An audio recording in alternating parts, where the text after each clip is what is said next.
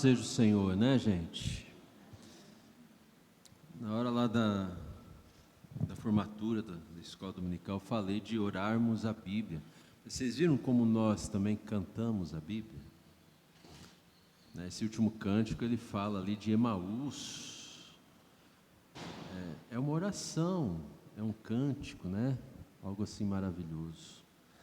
Bom, hoje nós vamos meditar pensando na igreja do Senhor Jesus, pensando na nossa vida e pensando neste mundo que nós vivemos e no mundo que há por vir, né? Então, o mote da nossa igreja, como eu estava falando para você, é pela coroa real do Salvador. O que vem à tua mente quando você ouve essas palavras, essa expressão?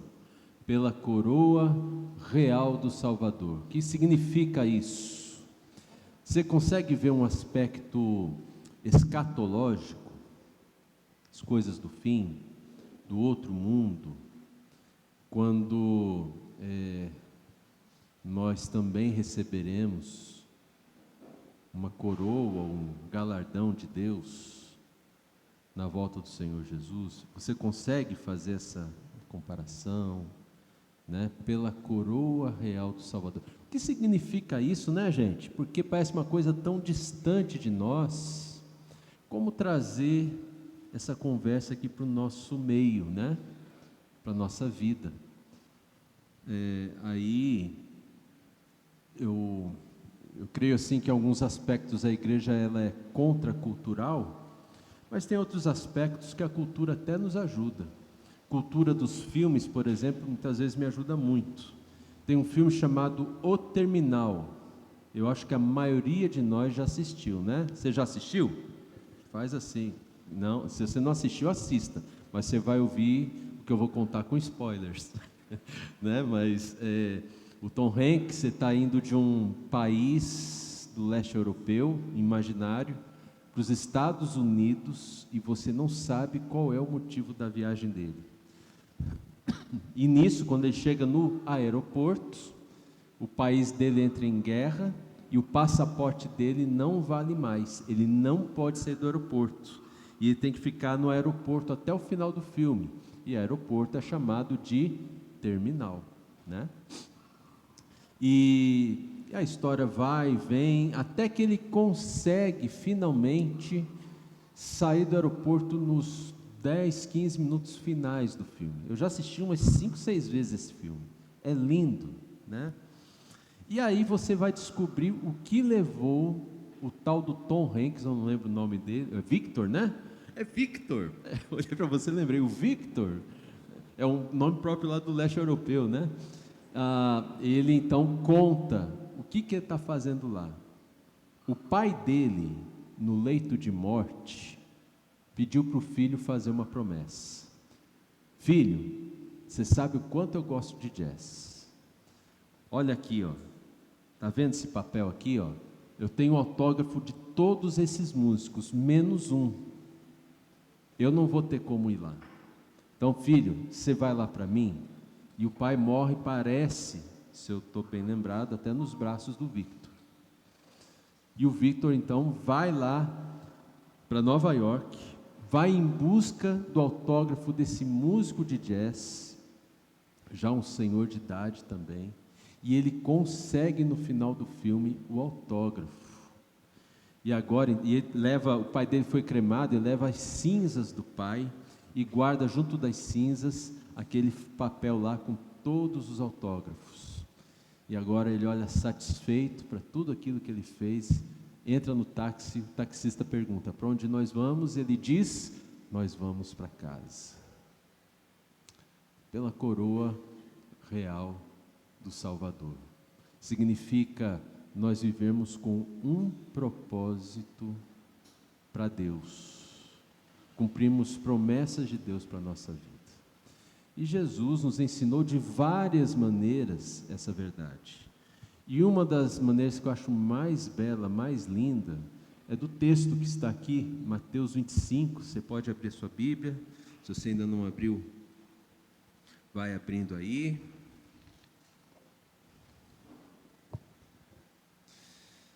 Nós vamos ler do 14 ao 30. É um texto muito lindo, uma das minhas parábolas preferidas, que diz assim. Olha só, gente. Pois será como o homem que, ausentando-se do país, chamou os seus servos e lhes confiou os seus bens.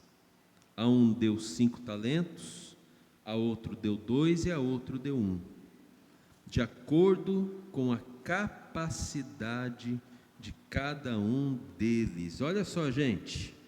Então ele chamou seus servos, tá? Eu vou fazendo comentário conforme a gente vai lendo. E é interessante que a gente precisa lembrar que servo aqui no original é um escravo. A palavra grega é doulos, né? Escravo, alguém escravizado. Então, quando ele chama os seus servos, ele não chama para pedir um favor, ele chama para dar uma ordem. Amém, gente? É importante você entender isso, porque às vezes a gente acha que por ser servo, pelo fato do homem estar indo embora, deixa eu pedir um favor para você. Aí a gente acha normal que o terceiro que recebeu um só não faz, porque a gente acha muitas vezes aqui, que é um favor. Não é um favor, é uma ordem, né? Então ele deu uma ordem, entregou os seus bens e deu uma ordem expressa para cada um deles, né? E olha só no verso 15, conforme a sua capacidade. É um Senhor que conhecia os seus servos. Ele não deu 5 talentos para aquele que tinha capacidade só para 1 talento.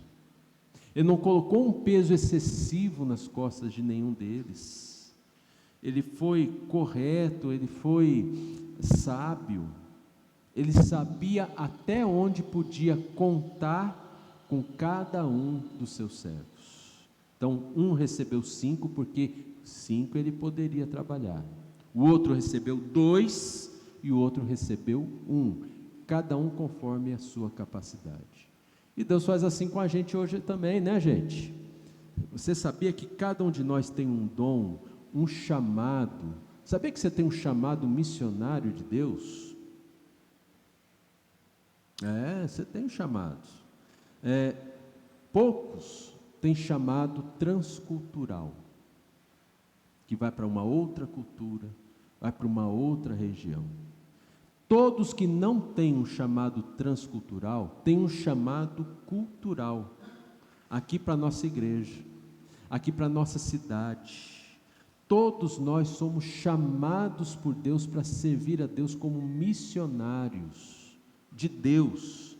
E se você não foi chamado para ir para fora de Goiânia, você é chamado para ser um missionário de Deus aqui em Goiânia, onde você vive, onde você trabalha. Deus te deu, por assim dizer, pelo menos 1 talento, para que você possa servi-lo. Amém, gente? A gente não fala muito amém nessas horas, né? A gente fica com medo assim, pelo amor de Deus, pastor, pega leve. Não, é o texto bíblico, não tem nada a ver com o pastor não. Verso 16, o servo que tinha recebido 5 talentos, saiu imediatamente a negociar com eles e ganhou outros 5, do mesmo modo que tinha recebido 2, ganhou outros 2. Então, gente, como é que eles saíram? Imediatamente. No que o Senhor deu os bens, imediatamente eles saíram. Esse sair, ele tem o sentido de iniciar uma jornada. Ele tem o sentido de você fazer um planejamento bem pensado. Bom, já que eu recebi essa incumbência, esse trabalho, então, eu tenho que colocar a minha vida em ordem. Já ouviu esse termo? Colocar a minha vida em ordem, né? E eu tenho que me preparar, eu vou ter que viajar, eu vou ter que encontrar um caminho, eu vou ter que encontrar um meio, eu vou ter que encontrar um jeito de fazer com tudo aquilo que o meu Senhor espera que eu faça. Esse é o sentido do termo sair. É um planejamento. Não sai assim afobadamente. ele imediatamente começou a pensar: como é que eu vou cuidar desses talentos que eu recebi? Né? Verso 18: mas o servo que tinha recebido um talento, saindo, fez um buraco na terra e escondeu o dinheiro do seu senhor. Esse que recebeu um talento só, gente, ele também saiu da mesma forma que os outros dois, imediatamente. Mas ele não saiu imediatamente como quem planeja fazer alguma coisa. Esse que recebeu um talento, ele planejou não planejar nada. Você sabia? Quando você não planeja nada, você já fez um planejamento. Quando você não planeja ir bem numa determinada situação, é porque você planejou ir mal. Quando você não planeja cumprir uma ordem, você planejou descumprir. E é isso que o texto fala. O termo sair aqui, no original, é diferente do sair daquele que recebeu 5 e daquele que recebeu 2 talentos. É um termo que mostra assim que ele quis abandonar aquela ideia, abandonar os talentos. É muito peso. Embora Jesus tenha falado que cada um recebeu segundo a sua capacidade, mas para ele era algo assim muito pesado. Ele queria ir embora. Ele não fez nenhum plano. O plano dele era esconder o que recebeu, para não ter nenhum problema, para não ter nenhuma responsabilidade. Pode pôr o próximo aqui, gente. É bom lembrar que os talentos recebidos continuam pertencendo ao Senhor.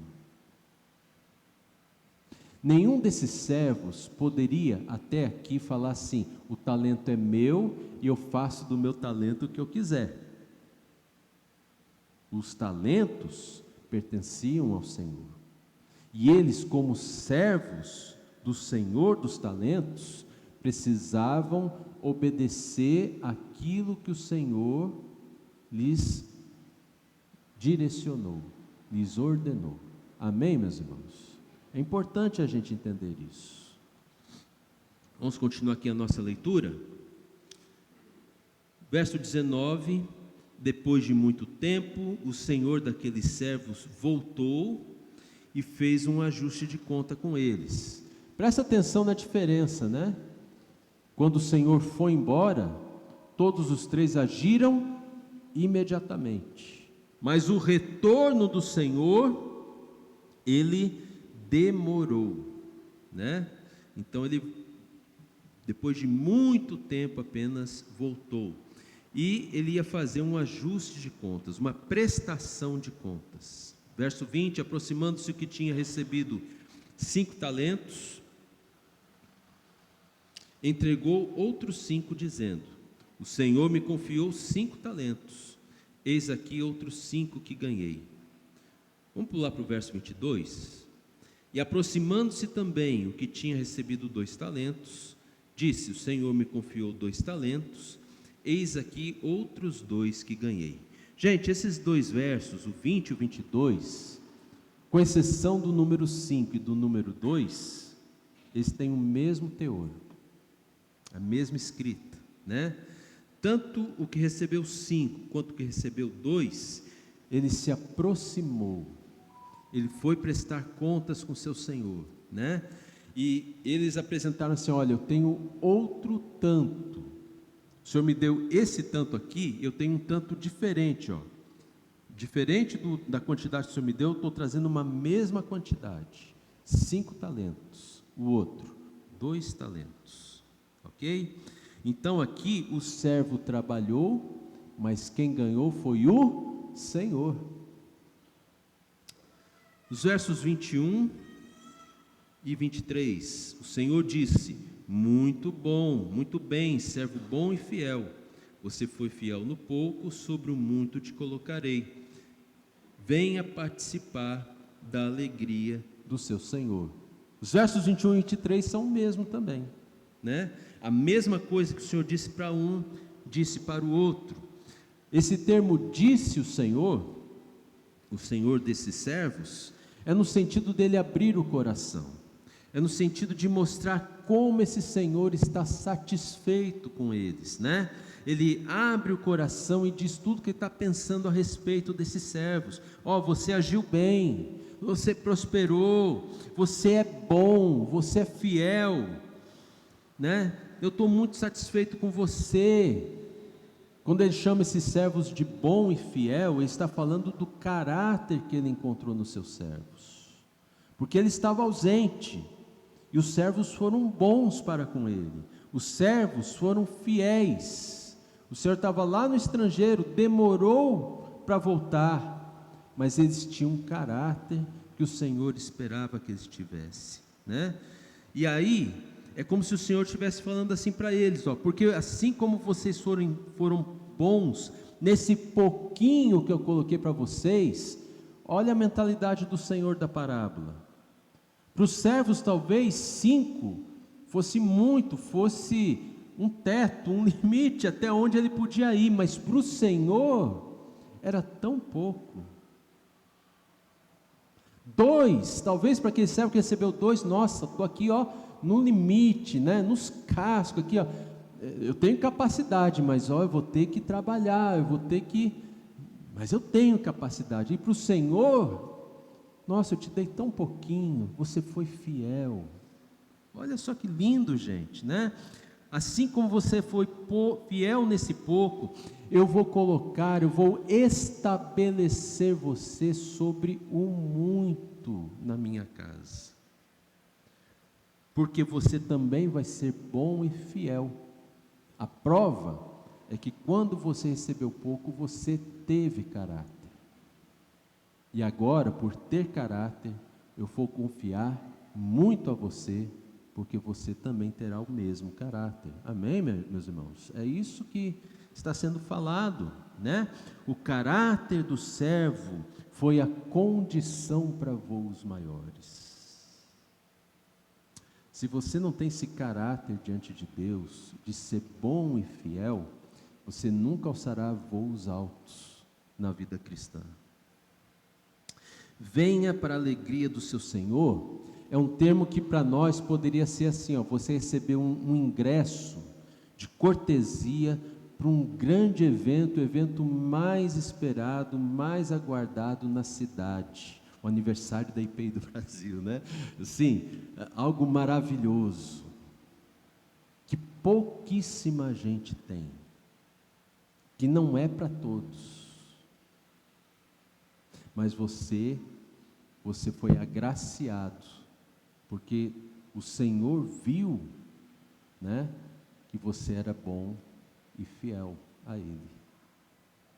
É exatamente isso que está acontecendo. Vamos lá para os versos 24 e 25. Chegando por fim o que tinha recebido 1 talento, e é interessante, gente, 1 talento, lá em Jerusalém, equivaleria a 45 quilos de moedas de prata. 45 quilos. Wellington, quanto que é 45 quilos? Você já está lá na academia levantando 45 quilos? Eu estou na metadinha desse trem, viu? Né? 25 quilos para levantar, às vezes, gente, é difícil. Agora, você calcula 45, 1 talento, são 45 quilos de moeda de prata, dá mais ou menos algo em torno de 1.350 moedas, se eu não, acho que eu errei aqui na conta, 450 moedas, cada moeda de prata naquele tempo tinha 3,5 gramas, então, se você tivesse 100 gramas de moeda de prata, você teria mais ou menos 3, né?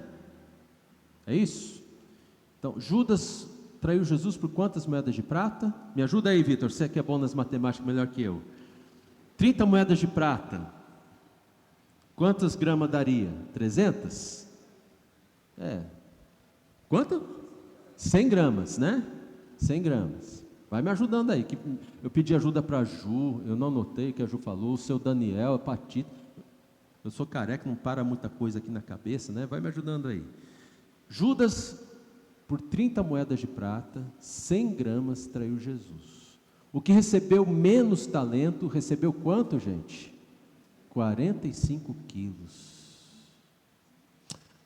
Muitas pessoas traem Jesus por tão pouco, quando o que Deus tem para nós é infinitamente maior. Presta atenção se não é assim na sua vida. Eu comecei a pensar assim na minha vida. Todas as vezes que eu cometi algum pecado, que eu deslizei, foi por tão pouco. Tão pouco. Toda vez na minha história que eu não quis servir ao Senhor, foi por tão pouco. E todas as vezes que o Senhor me abençoou, Ele me abençoou com muito. E o Senhor diz que aquele muito com que Ele me abençoou, aos olhos dEle, é tão pouco. Imagina o tanto que Ele tem ainda para nos abençoar. Amém, meus irmãos? Olha só a diferença das coisas, né? Bom, o que recebeu um talento disse: sabendo que o Senhor é um homem severo, que colhe onde não plantou e ajunta onde não espalhou, fiquei com medo e escondi o seu talento na terra. Aqui está o que é seu. O principal motivo dele ter escondido o talento foi medo. Quantas pessoas têm medo de servir a Deus? E se eu gaguejar? E se eu falar uma coisa errada? E se me fizerem uma pergunta muito difícil e eu não souber o que responder?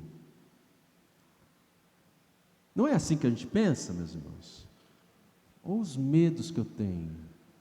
Às vezes você tem uma oportunidade de fazer algo que você ainda não fez e talvez Deus esteja te chamando para isso e você não quer fazer por causa do medo que você tem. Foi o medo o principal motivo pelo qual aquele que recebeu um talento enterrou o talento. É interessante porque o que recebeu 5 talentos, 220 quilos, 25 quilos de prata, ele não teve medo. O que recebeu 90 quilos de prata, 2 talentos, não teve medo. Quem teve medo foi o que menos recebeu. Olha, não é interessante isso? É muito mais fácil você multiplicar 1 do que você multiplicar 5, não é, gente? O que recebeu 5 que tinha que ter medo. Será que eu vou conseguir dobrar isso? Mas quem teve medo foi aquele que menos recebeu, né? E ele ainda fala o seguinte, né, a respeito do Senhor, ó, sabendo que o Senhor é, né? Sabendo que o Senhor é um homem assim, severo, né? Severo no grego é escleros, daí que vem a palavra esclerose, que é uma rigidez do tecido muscular, né? Rígido. Se é alguém rígido, né? Eu fiquei com medo. Mas não significa que o Senhor aqui da parábola fosse rígido. Isso é o que o servo pensava do Senhor. Na verdade, o servo está falando mais a respeito dele mesmo, servo, do que a respeito do seu Senhor. Eu sou medroso. Eu não confio no Senhor. E se eu não confio no Senhor, eu não tenho como ser fiel ao Senhor. Vocês entendem, meus irmãos?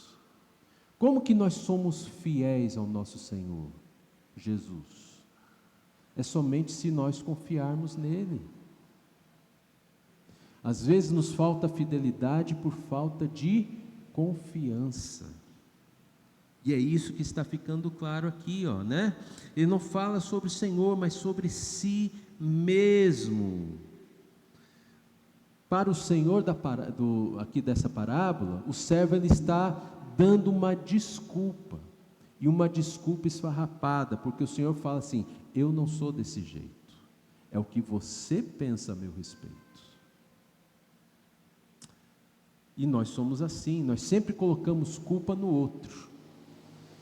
Às vezes colocamos culpa até mesmo em Deus. Deus é muito rígido, Deus é muito sério, mas nós não assumimos os nossos medos. O que Jesus está querendo mostrar aqui nessa parábola é que nós deveríamos parar de culpar os outros por não servir a Deus. E dizer, eu não sirvo a Deus porque eu não confio em Jesus. E é por isso que eu não sou fiel a Ele. Mas ninguém fala isso. A gente tem medo. Mas acaba sendo, na maioria dos casos, a grande verdade. Né? E aí nós vamos ter, para finalizar, a fala do Senhor. O Senhor respondeu, servo mau e preguiçoso. Você sabia que eu colho onde não plantei e ajunto onde não espalhei? Então você deveria ter entregado meu dinheiro aos banqueiros, e eu, ao voltar, receberia com juros o que é meu. O que o Senhor da parábola está falando? Se o que você está falando a meu respeito é verdade, você agiria desse jeito, e não me daria uma simples desculpa. Você teria uma outra atitude. Então o que você está falando a meu respeito não é verdade. Portanto, tirem dele, verso 28, o talento e deem ao que tem 10, porque a todo o que tem mais será dado, e terá em abundância, mas ao que não tem, até o que tem lhe será tirado. Quanto ao servo inútil, lancem-no para fora nas trevas, e ali haverá choro e ranger de dentes. Os outros dois, para onde que eles iam ser levados? Para a alegria do Senhor. E esse servo expulso para as trevas. Tanto a alegria do Senhor como as trevas parece ser um sentido escatológico. Como vai ser depois da vinda do Senhor Jesus? Tipo assim, para onde nós vamos quando Jesus retornar? O que será do nosso futuro? O que será do nosso amanhã? Se eu tiver sempre a desculpa perfeita para dizer não para Deus, você vai para a alegria do Senhor ou para as trevas? Mas se eu for bom e eu for fiel a Deus, eu irei para a alegria ou para as trevas? E é interessante que Jesus conta essa parábola desse jeito. Essa é a conclusão que Jesus dá à parábola, né? E eu quero então finalizar aqui mostrando 3 coisas que nós podemos aprender. Pode pôr ali, por favor. A primeira coisa é que Deus nos dá riquezas do reino aqui na terra. Glórias a Ele. E Deus faz isso para ver a nossa obediência e fidelidade. Deus, Ele está o tempo todo vendo se nós somos fiéis e bons a Ele. Parece que Ele está lá longe, não parece? Na verdade está pertinho aqui da gente. Mas no nosso imaginário, Deus, por estar num outro mundo, lá no seu reino, parece estar tão distante. Mas Ele sabe quem é fiel e quem não é fiel, né? E nós somos enriquecidos por essas riquezas quando nós nos tornamos fiéis a Deus. Então Deus quer nos enriquecer a cada dia. Deus quer fazer de você uma pessoa riquíssima, de tudo aquilo que Ele quer dar para você, mas para isso, você precisa ser fiel. Essa é a primeira coisa que a gente aprende. Você tem sido fiel ao Senhor? Quando você tem uma oportunidade de servir, você serve? É interessante que uma das características desse servo que recebeu um talento, o Senhor viu que ele era inútil e preguiçoso. Essa palavra inútil tem a ver com iniquidade. Iniquidade significa alguém mau, ao contrário dos outros que foram bons. E é por isso, por ser mau e negligente, preguiçoso, que este servo vai ser expulso. na parábola. A segunda coisa que a gente aprende, gente, pode pôr, por favor, é que o ajuste de contas não é sobre sermos ou não pessoas boas. Não é isso. Deus não está preocupado em saber se você não fuma, se você não bebe, se você não joga, mas não faça nada disso, tá bom, gente? Mas o ajuste de contas de Deus não é sobre isso. O ajuste de contas que teremos todos nós no dia do Senhor Jesus é sobre quem foi obediente e fiel. Se você foi obediente e fiel, entrará onde? Na alegria do Senhor. É isso.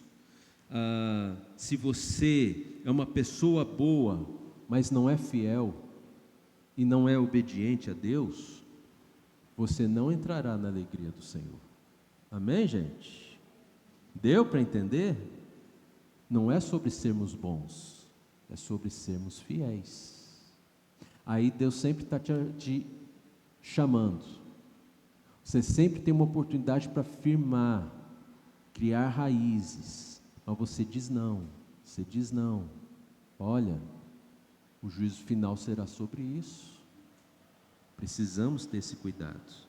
E finalmente, o último ali, o que fazemos com o talento, que recebemos de Deus, terá implicações eternas.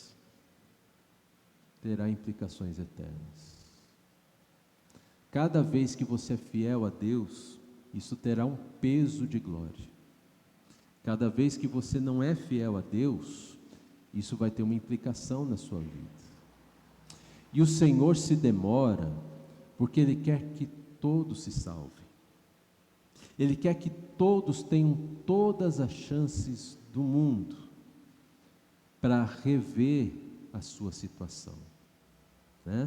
Podem ver na parábola, os servos imediatamente tomaram as suas decisões, e o Senhor demorou. O servo que recebeu um talento só, ele teve todo o tempo do mundo para obedecer, e não fez.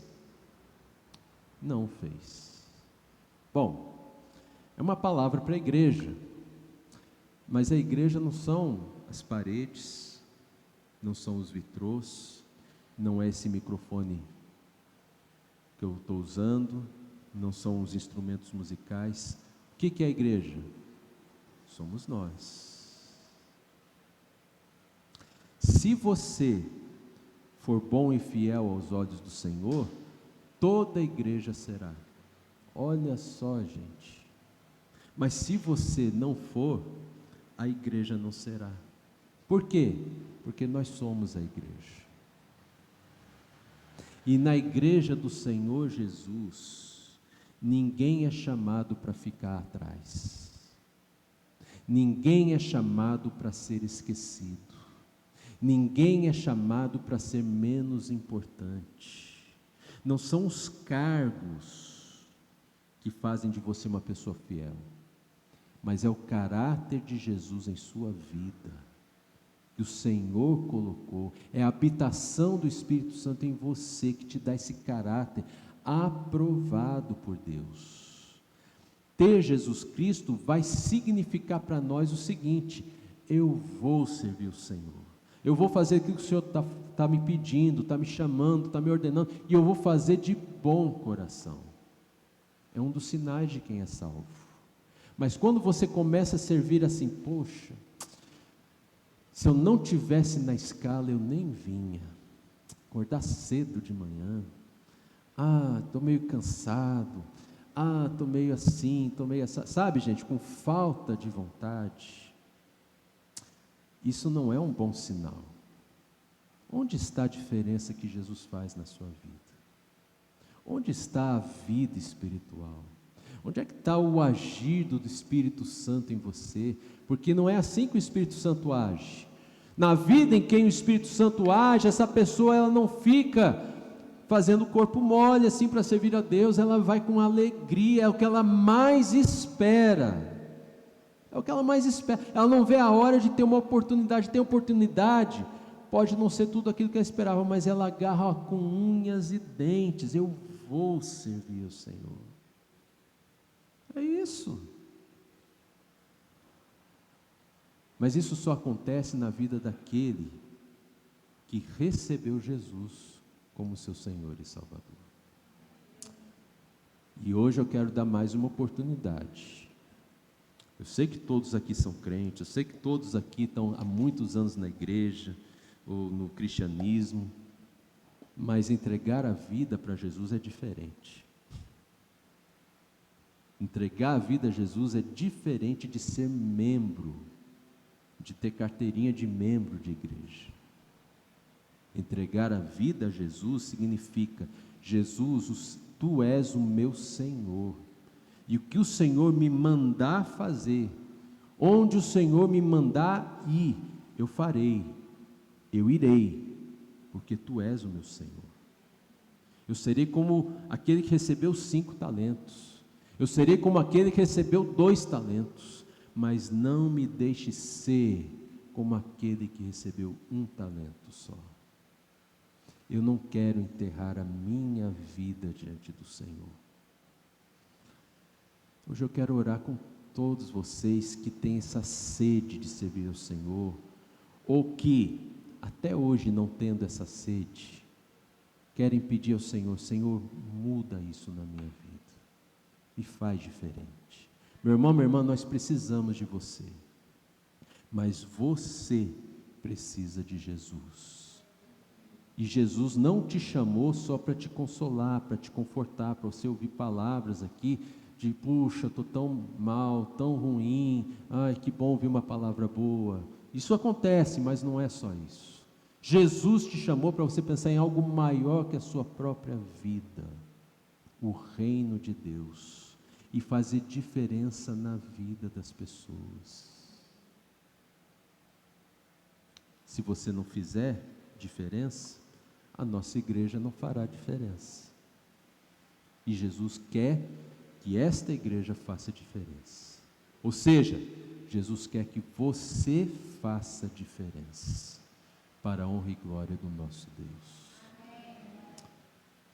Vamos orar? Se você deseja essa vida, fique em pé onde você está, e estaremos orando. Pai, em nome de Jesus, estamos aqui reunidos, em atenção à Tua palavra. Nós iniciamos essa conversa, ó Pai, sobre o que é viver pela coroa real do Salvador. E a Tua palavra nos aponta que viver pela coroa real do Salvador tem a ver com vivermos como o Senhor sendo o nosso Senhor pessoal. E assim, ó Pai, nós queremos viver. Se algum irmão, alguma irmã que está aqui, ó Pai, nessa manhã, mesmo que há muito tempo na igreja, mas ainda não entregou sua vida a Jesus, eu sei, ó Pai, que Teu Espírito Santo está tocando nessa vida agora. E eu peço que o Espírito Santo abra essa mente, abra esse coração, que é precioso, essa vida preciosa, que o Senhor ama, e o Senhor deseja usar como um vaso de bênçãos nas suas mãos. E ó Pai, haja salvação neste lugar no nome de Jesus. Eu quero pedir por aqueles irmãos que muitas vezes demoram em querer servir ao Senhor, que o Senhor mude a mentalidade, que o Senhor lance fora todo medo. A Bíblia diz, ó Pai, que Tu és amor, e que o amor lança fora todo medo. E se alguém aqui tem medo em servir ao Senhor, que esse medo caia por terra no nome de Jesus. É o que nós pedimos, ó Pai. Faça dessa igreja uma igreja que floresce como uma árvore frondosa, plantada junto a ribeiros de água, que dá o fruto no tempo certo e as suas folhagens são sempre verdejantes. Abençoe, PEI do Brasil, que seja essa árvore. Nós te pedimos no nome do Senhor Jesus. Amém. Amém, gente.